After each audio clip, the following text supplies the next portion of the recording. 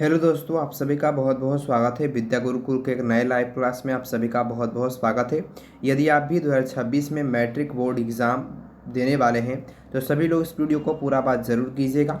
इस वीडियो में हम लोग साइंस के 80 महत्वपूर्ण प्रश्न को देखने वाले हैं। पूरे किताब के आपके पूरे प्रश्न को देखने वाले हैं, जो इम्पोर्टेंट प्रश्न होंगे सभी इस वीडियो को अंत तक ज़रूर देखेंगे। इस वीडियो में हम लोग 80 महत्वपूर्ण प्रश्न बताएंगे, सभी लोग अंत तक ज़रूर देखिएगा। आप लोग मैट्रिक बोर्ड एग्जाम 2026 के लिए देखने वाले हैं तो ज़रूर देख सकते हैं, पूरा बात ज़रूर कीजिएगा। और पहला नंबर सवाल आपके सामने आ चुका है। पहला नंबर सवाल आपके सामने है कि किसी दर्पण की फोकस दूरी चीन की परिपाटी के अनुसार ऋणात्मक मानी जाती है। तो किस दर्पण की फोकस दूरी ऋणात्मक मानी जाती है? तो आप सभी लोगों को पता होना चाहिए अवतल दर्पण। ऑप्शन नंबर आपका बी बिल्कुल सही जवाब हो जाएगा, अवतल दर्पण याद रखिएगा। आगे बढ़ जाते हैं। अगला नंबर सवाल 2 है।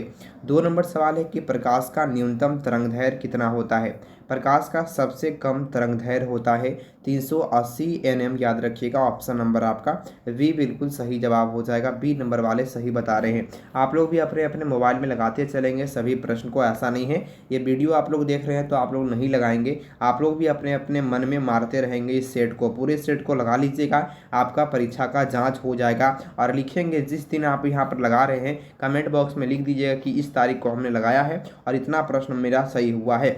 यदि कई प्रतिरोध समांतर क्रम में हो तो उसका समतुल्य प्रतिरोध क्या होगा? यदि बहुत सारे प्रतिरोध को समांतर क्रम में लगाते हैं तो उसका समतुल्य प्रतिरोध जब भी निकलेगा तो प्रत्येक प्रतिरोध से कम ही निकलेगा, याद रखेंगे। ऑप्शन नंबर आपका बी बिल्कुल सही जवाब हो जाएगा, बी नंबर ऑप्शन। आगे बढ़ जाते हैं। अगला नंबर सवाल आपके सामने आ चुका है 4 नंबर। लघु पतन के समय परिपथ का प्रतिरोध क्या हो जाता है? लघु पतन के समय परिपथ का प्रतिरोध बहुत कम हो जाता है। ऑप्शन नंबर आपका बी बिल्कुल सही जवाब हो जाएगा, बहुत कम हो जाता है, बी नंबर ऑप्शन सही हो जाएगा। अगला नंबर सवाल आपके सामने 5 नंबर आ चुका है। सौर ऊर्जा को सीधे विद्युत ऊर्जा में बदलने वाली युक्ति को क्या कहते हैं?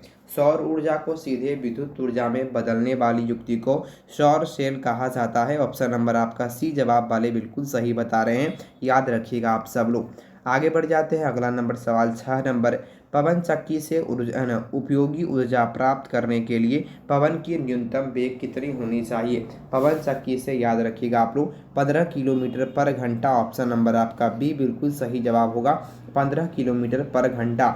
अगला नंबर सवाल आपके सामने 7 नंबर आ चुका है। धातुओं में धारावाहक होते हैं, जवाब बताएंगे। आप सभी लोग कमेंट बॉक्स में लगाते भी ज़रूर चलिएगा ताकि आपका सिलेक्शन जो है बहुत ही बेहतर हो सके। तो आप सभी लोग कहेंगे धातुओं में, याद रखिएगा, मुक्त इलेक्ट्रॉन होते हैं। ऑप्शन नंबर आपका बी बिल्कुल सही जवाब होगा, मुक्त इलेक्ट्रॉन होते हैं। अगला नंबर सवाल आपके सामने 8 नंबर आ चुका है ना। कौन कौन रंग है जिसको खतरे के सिग्नल में उपयोग किया जाता है? जवाब बताएंगे आप सब लोग, क्या हो जाएगा राइट। आपका अगला नंबर सवाल है कौन सा रंग जिसको खतरे के सिग्नल में उपयोग किया जाता है? तो आपको पता होना चाहिए किस रंग का उपयोग खतरे के सिग्नल में करते हैं। तो आप लोग कहेंगे लाल रंग का। ऑप्शन नंबर आपका सी बिल्कुल सही जवाब हो जाएगा। अगला नंबर सवाल आपके सामने 9 नंबर है। किस वर्ण का तरंगदैर्घ्य सबसे अधिक होता है? सबसे ज़्यादा तरंगदैर्घ्य वाला रंग कौन सा है? आप सभी को पता होना चाहिए लाल रंग का तरंगदैर्घ्य सबसे ज़्यादा होता है। ऑप्शन नंबर ए वाले बिल्कुल सही बता रहे हैं। आगे बढ़ जाते हैं। अगला नंबर सवाल आपके सामने 10 नंबर आ चुका है। टिंडल प्रभाव प्रकाश की कौन सी परिघटना है? जवाब बताएंगे। ये पूरे किताब का आप लोग का VVI प्रश्न है, सभी लोग इस वीडियो को पूरा बात ज़रूर करेंगे क्योंकि आप लोग इतना देख लीजिएगा ना तो आपका बहुत ही अच्छा से अच्छा एग्ज़ाम की तैयारी हो जाएगा। तो इसका सही जवाब होने वाला है, याद रखेंगे, डी नंबर ऑप्शन सही जवाब हो जाएगा, प्रकाश का प्रकीर्णन। ऑप्शन नंबर आपका डी बिल्कुल सही जवाब होने वाला है, प्रकाश का प्रकीर्णन, याद रखिएगा। अगला नंबर सवाल आपके सामने आ गया है 11 नंबर है कि निम्न में से कौन सा असंतृप्त हाइड्रोकार्बन है? इनमें से कौन असंतृप्त हाइड्रोकार्बन है? तो आप सभी को पता होना चाहिए असंतृप्त हाइड्रोकार्बन C2H4 होता है, याद रखेंगे आप सब लोग, C2H4 होता है क्योंकि असंतृप्त का सूत्र होता है CnH2n होता है, आप सभी को पता होना चाहिए। ये फार्मूला याद रखिएगा तो आप सभी को कभी भी ज्ञात कर सकते हैं कौन असंतृप्त हाइड्रोकार्बन है। अगला नंबर सवाल आपके सामने 12 है कि किसी चालक का प्रतिरोध निर्भर करता है। तो किसी भी चालक का जो प्रतिरोध है, याद रखिएगा, चालक की लंबाई और चालक के अनुप्रस्थ काट के क्षेत्रफल पर और चालक की प्रकृति पर, ये तीनों बातों पर निर्भर करता है। ऑप्शन नंबर आपका डी बिल्कुल सही जवाब हो जाएगा। डी नंबर ऑप्शन वाले सही बता रहे हैं, आप सब लोग याद कर लीजिएगा। अगला नंबर सवाल आपके सामने सही बताइएगा सभी लोग कि आमीटर को विद्युत परिपथ में कैसे जोड़ा जाता है। आमीटर को विद्युत परिपथ में हमेशा हम लोग कैसे जोड़ते हैं, याद रखिएगा आप सभी लोग। आमीटर जब भी रहेगा तो आप लोग कहेंगे श्रेणी क्रम में जोड़ते हैं, याद रखिएगा आप लोग। पारस्परिक क्रम का मतलब होता है समानांतर क्रम, और इसमें हम लोग किसको जोड़ते हैं तो कहेंगे वोल्ट मीटर को। आगे बढ़ जाते हैं। अगला नंबर सवाल आपके सामने 14 नंबर है।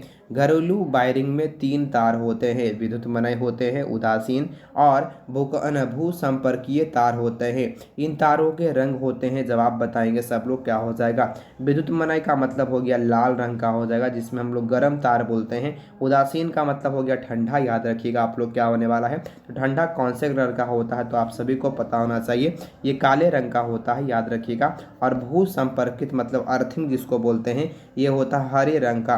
तो आप सभी लोग लाल, काला और हरा कहाँ पर मिल रहा है, ऑप्शन नंबर आप लोग का सी में मिल रहा है, याद रखेंगे सी नंबर ऑप्शन। अगला नंबर सवाल आपके सामने 15 नंबर है। चुंबक के भीतर चुंबकीय क्षेत्र रेखाओं की दिशा क्या होती है। चुंबक के भीतर चुंबकीय क्षेत्र रेखाओं की दिशा दक्षिण ध्रुव से उत्तर ध्रुव की ओर होती है। ऑप्शन नंबर आपका बी बिल्कुल सही जवाब हो जाएगा। वी नंबर ऑप्शन सही जवाब है। अगला नंबर सवाल आपके सामने 16 नंबर आ चुका है कि जल विद्युत संयंत्र किस ऊर्जा को विद्युत ऊर्जा में रूपांतरित करते हैं। जल विद्युत संयंत्र किस ऊर्जा को विद्युत ऊर्जा में रूपांतरित करते हैं, तो आप सभी को याद रखिएगा। ऑप्शन नंबर आपका डी बिल्कुल सही जवाब हो जाएगा। स्थितिज ऊर्जा को ऑप्शन नंबर डी वाले बिल्कुल सही बता रहे हैं, स्थितिज ऊर्जा को। अगला नंबर सवाल आपके सामने नरौरा नाविक विद्युत संयंत्र जो है, तो इसका सही जवाब होने वाला है ऑप्शन नंबर सी बिल्कुल सही जवाब हो जाएगा, उत्तर प्रदेश में। ऑप्शन नंबर आपका सी बिल्कुल सही हो जाएगा। अगला नंबर सवाल आपके सामने 18 नंबर आ चुका है। गोलीय दर्पण की वक्रता त्रिज्या 40 सेंटीमीटर है, उसकी फोकस दूरी क्या होगी। तो गोलीय दर्पण की वक्रता त्रिज्या इसकी आधी होती है, याद रखेंगे आप लोग। जितना वक्रता त्रिज्या है उससे आधी होती है फोकस दूरी, याद रखेंगे। सी नंबर ऑप्शन सही जवाब हो जाएगा। अगला नंबर सवाल है 19 नंबर है। आवर्धन का ऋणात्मक मान बताता है। आवर्धन का माइनस वाला मान जो है वो बताता है कि वस्तु के सापेक्ष प्रतिबिंब उल्टा है। वस्तु के सापेक्ष, माइनस का मतलब हो गया घाटा, घाटा का मतलब उल्टा चल रहा है, याद रखेंगे सब लोग। आगे बढ़ जाते हैं। अगला नंबर सवाल है 20 नंबर है। ऊर्जा के सभी रूपों में अनंत स्रोत किसे माना गया है। तो ऊर्जा के सभी रूपों में सबसे अनंत स्रोत जो है शुरू को माना गया है। ऑप्शन नंबर सी बिल्कुल सही जवाब हो जाएगा, सी नंबर ऑप्शन। ये पूरे बुक का है आप लोग का बच्चों, सभी लोग जरूर देख लीजिएगा, इस पूरे वीडियो को जरूर देख लीजिएगा। पूरे बुक से है, आसानी के 2-4 चैप्टर से है, पूरे बुक से है, पूरे all subject physics chemistry biology सबसे आपको प्रश्न देखने को मिलेगा। प्रकाश तरंगे होती है, जवाब बताएंगे। तो प्रकाश तरंगे जो होती है वो जवाब आप सभी लोग लिखिएगा। प्रकाश तरंगे होती है विद्युत चुंबकीय तरंग। ऑप्शन नंबर आपका बी बिल्कुल सही जवाब हो जाएगा, बी नंबर ऑप्शन सही जवाब है। अगला नंबर सवाल आपके सामने आ चुका है 22 नंबर, जवाब आप सभी लोग बताएंगे। निम्न में से कौन सा बुझा हुआ चूना है। निम्नलिखित में से कौन बुझा हुआ चूना है, जवाब बताएंगे आप सब लोग, क्या होने वाला है। तो आप सभी लोग याद रखिएगा, बुझा हुआ चूने का सूत्र होता है CaOH2 होता है। ऑप्शन नंबर आपका बी बिल्कुल सही जवाब हो जाएगा, बी नंबर ऑप्शन वाले सही बता रहे हैं। अगला नंबर सवाल आपके सामने 23 नंबर आ चुका है कि चीनी का रासायनिक सूत्र क्या होता है। चीनी का रासायनिक सूत्र क्या होता है, तो आप सभी को पता होगा C12H22O11 होता है। ऑप्शन नंबर आपका सी बिल्कुल सही जवाब हो जाएगा, सी नंबर ऑप्शन सही जवाब है। अगला नंबर सवाल आपके सामने आ गया है 24 नंबर है। विद्युत फ्यूज काम करता है, जवाब बताएंगे। विद्युत फ्यूज काम करता है, जवाब बताएंगे। राइट आंसर क्या हो जाएगा, तो आप सभी लोग कहेंगे धारा के ऊष्मीय प्रभाव पर। ऑप्शन नंबर ए बिल्कुल सही हो जाएगा, धारा के ऊष्मीय प्रभाव पर, याद रखेंगे।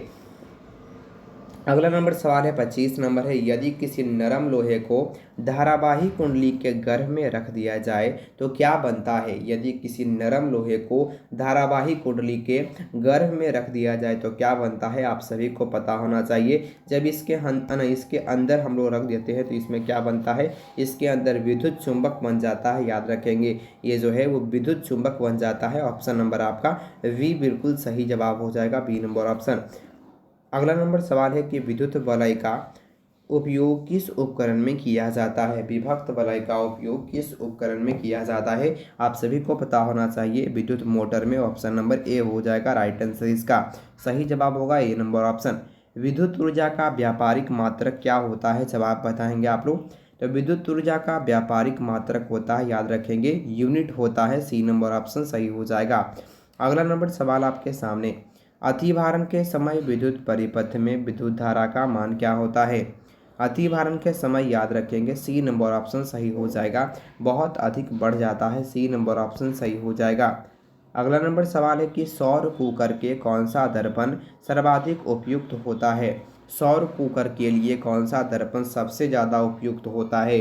तो आप सभी को पता होगा सौर कुकर में अवतल का प्रयोग किया जाता है। ऑप्शन नंबर आपका सी वाले सही बता रहे हैं।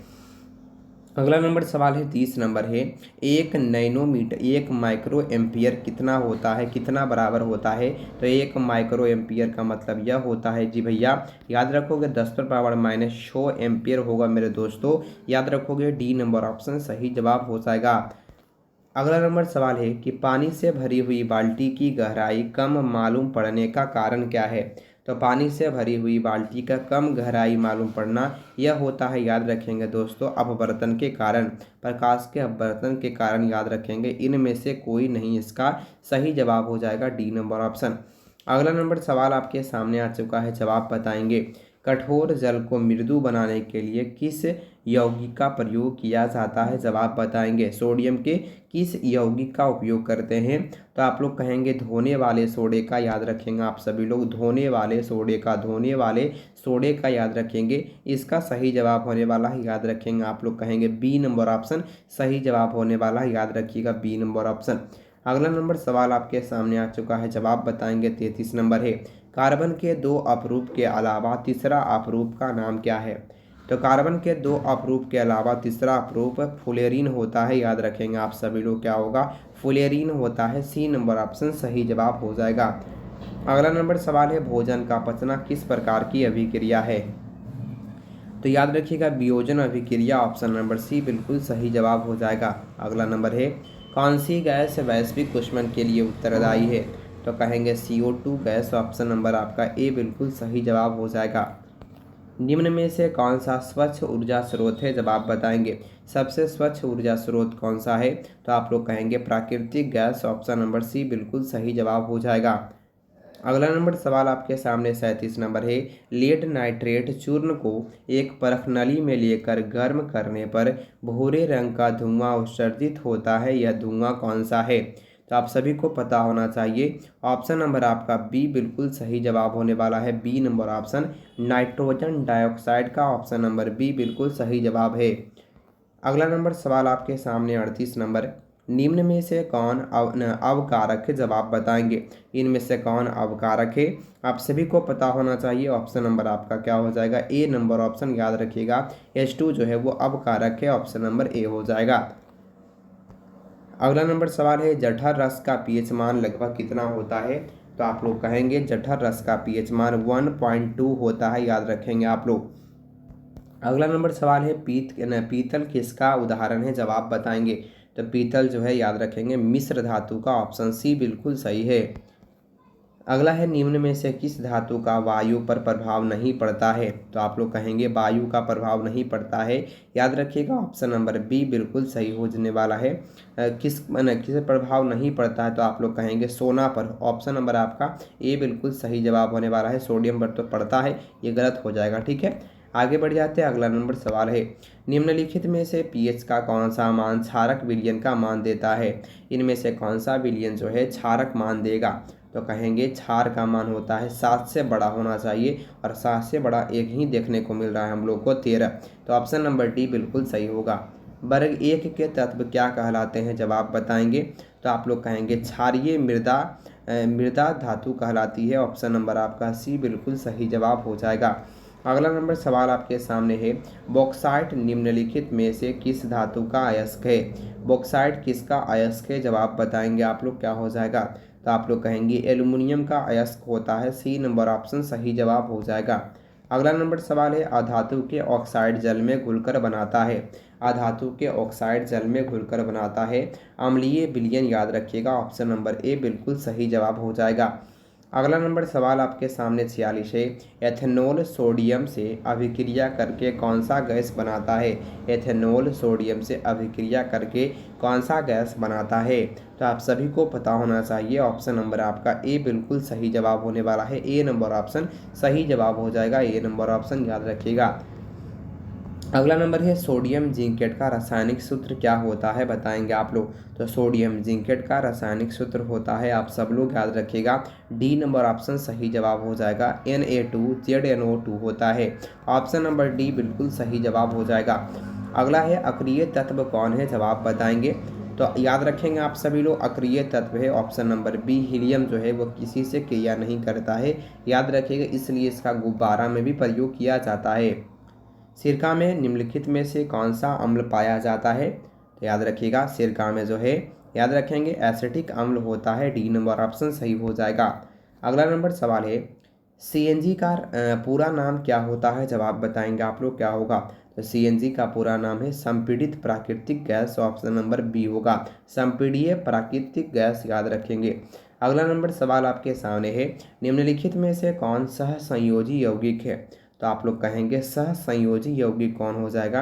राइट आंसर इसका सही जवाब होने वाला है CH4 जो है सह संयोजी यौगिक है, जिसको मीथेन बोलते हैं।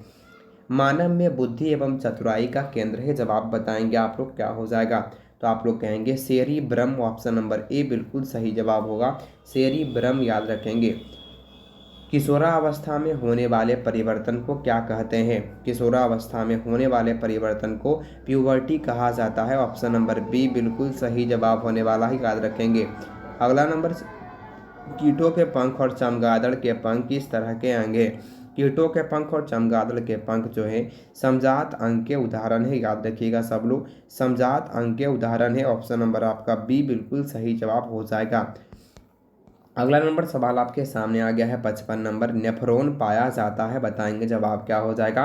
और आप लोग को वीडियो अच्छा लगेगा तो है ना, क्लास अच्छा लगेगा, क्वेश्चन अच्छा लगा होगा तो सभी लोग वीडियो को लाइक करके चैनल को सब्सक्राइब कर लेंगे, ताकि इसी प्रकार से आपको डेली वीडियो मिलता रहे और आप लोग अपनी तैयारी को और भी अच्छा करते रहें। तो कहेंगे नेफ्रॉन पाया जाता है किडनी में, ब्रिक में पाया जाता है, ऑप्शन नंबर ए हो जाएगा। अगला नंबर है, ईस्ट में जनन होता है, जवाब बताएंगे आप लोग, क्या हो जाएगा। ईस्ट में जनन होता है, जवाब बताएंगे आप लोग, क्या होने वाला है। तो आप लोग कहेंगे मुकुलन द्वारा, ऑप्शन नंबर डी बिल्कुल सही जवाब हो जाएगा, मुकुलन द्वारा, याद रखेंगे आप लोग। अगला नंबर है, यूरिया का निर्माण होता है, जवाब बताएंगे सब लोग, क्या होने वाला है राइट आंसर। तो कहेंगे यकृत में बनता है, यूरिया कहाँ बनता है, यकृत में बनता है, आप सभी लोग याद रखिएगा। निम्नलिखित में से कौन सा घटक हमारे शरीर के लिए आवश्यक है। कौन सा घटक हमारे शरीर के लिए आवश्यक है, जवाब बताएंगे राइट आंसर, क्या हो जाएगा इसका।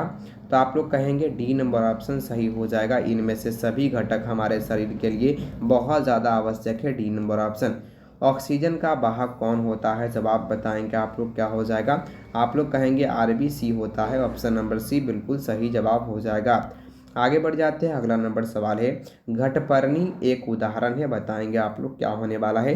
घटपर्णी एक उदाहरण है, तो आप सभी को पता है कीटभक्षी पादप के, ऑप्शन नंबर आपका ए बिल्कुल सही जवाब हो जाएगा, कीटभक्षी पादप के। तापमान, वर्षा तथा पवन पर्यावरण के कौन से कारक है, जवाब बताएंगे कैसे कारक है। तो तापमान, वर्षा तथा पवन जो है याद रखिएगा सही जवाब होने वाला है, ऑप्शन नंबर बी, याद रखिएगा बहुत ही कारक के अंतर्गत आता है, बी नंबर ऑप्शन सही हो जाएगा। अगला है कि कौन सी बीमारी श्वसन तंत्र से संबंधित है, जवाब बताएंगे। तो कौन सी बीमारी श्वसन तंत्र से संबंधित है, याद रखिएगा ऑप्शन नंबर आपका बी बिल्कुल सही जवाब हो जाएगा, निमोनिया, ऑप्शन नंबर आपका बी बिल्कुल सही जवाब है। अगला नंबर सवाल आपके सामने, निम्नलिखित में से कौन सा संवहक ऊतक है, जवाब बताएंगे। तो कौन संवहक ऊतक है, जवाब बताएंगे राइट आंसर, क्या हो जाएगा। आप लोग कहेंगे याद रखिएगा ऑप्शन नंबर डी बिल्कुल सही जवाब होने वाला है, जाइलम और फ्लोएम दोनों हो जाएगा, ये दोनों बिल्कुल सही है। अगला नंबर सवाल है, जैव विविधता का विशिष्ट स्थल कौन सा है, बताएंगे जवाब क्या हो जाएगा। तो आप लोग कहेंगे जैव विविधता का विशिष्ट स्थल है वन, ऑप्शन नंबर आपका क्या हो जाएगा, ऑप्शन नंबर आपका डी बिल्कुल सही जवाब है। पादप हार्मोन साइटोकाइनिन सहायक होता है, जवाब बताएंगे आप लोग क्या होने वाला है। तो पादप हार्मोन साइटोकाइनिन सहायक होता है ये सभी चीज़ों में, तना की वृद्धि में, जड़ की लंबाई में, ये सब चीज़ें आप लोग याद रखिएगा। अगला नंबर सवाल है, मस्तिष्क का कौन सा भाग शरीर की स्थिति तथा संतुलन का अनुरक्षण करता है।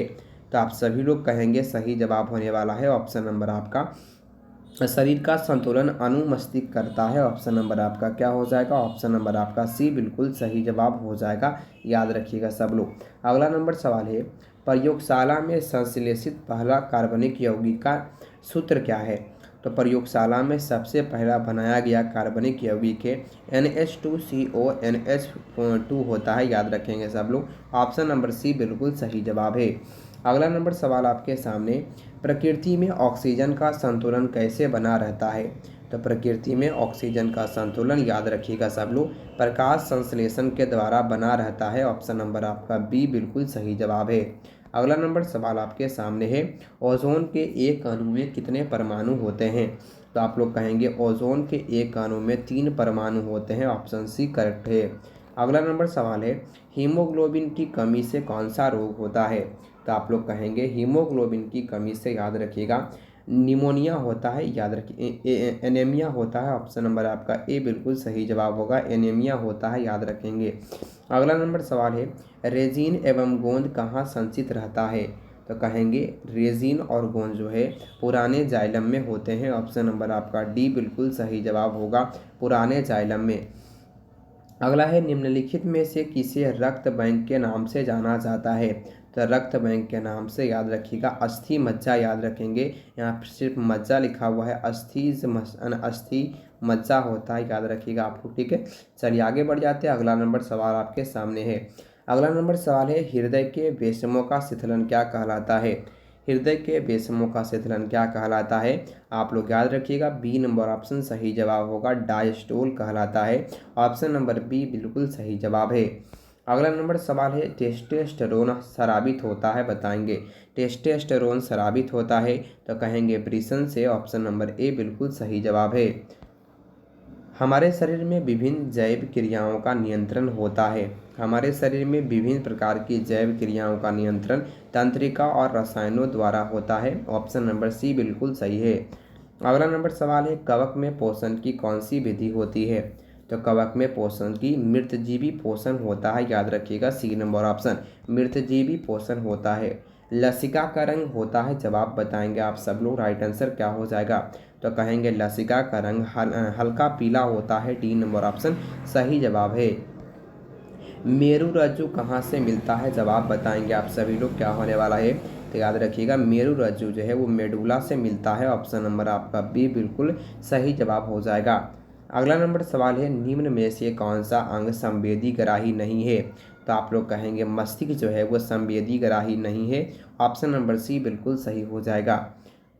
बीज विकसित होता है, जवाब बताएंगे, 80 नंबर का राइट आंसर। ये अंतिम सवाल है इस क्लास का, तो इसका सही जवाब होने वाला है ऑप्शन नंबर बी, बीजांड में, याद रखिएगा। यदि आपको भी व्हाट्सएप ग्रुप में, यदि आपको भी जुड़ना होगा व्हाट्सएप ग्रुप में, तो सभी लोग ज़रूर जुड़ जाइएगा। जुड़ने के लिए आप लोग मैसेज कर सकते हैं 81 025 82 657 पर मैसेज आप लोग कर सकते हैं। ये पूरा आपको पूरा ये PDF मिल जाएगा, ठीक है। यदि आपको वीडियो अच्छा लगा होगा, सभी लोग वीडियो को लाइक करके ज़रूर शेयर कर दीजिएगा। एक छोटा सा परिवार का आपके पास आग्रह है कि सभी लोग इस वीडियो को ज़रूर शेयर कीजिएगा, और नए होंगे, वीडियो पसंद आया होगा, ज़रूर सब्सक्राइब कर लीजिएगा। आपको बहुत अधिक फ़ायदा इस क्लास से मिलने वाला है, और भी बहुत सारे क्लास आए गए, उससे आप लोग का बहुत अधिक फ़ायदा होगा। इसलिए परिवार से सभी लोग जुड़ जाएंगे और शेयर ज़रूर कर दीजिएगा, ये आप सभी लोगों से आग्रह है, ठीक है। बहुत बहुत धन्यवाद। और कैसा क्लास लगा सभी लोग कमेंट बॉक्स में ज़रूर बताएंगे, ताकि हमको मोटिवेशन मिले और इसी प्रकार से लगातार आप लोगों के लिए अच्छे अच्छे यूज़फुल वीडियो बनाते रहें। बहुत बहुत धन्यवाद, आप सभी का बहुत बहुत धन्यवाद, थैंक यू।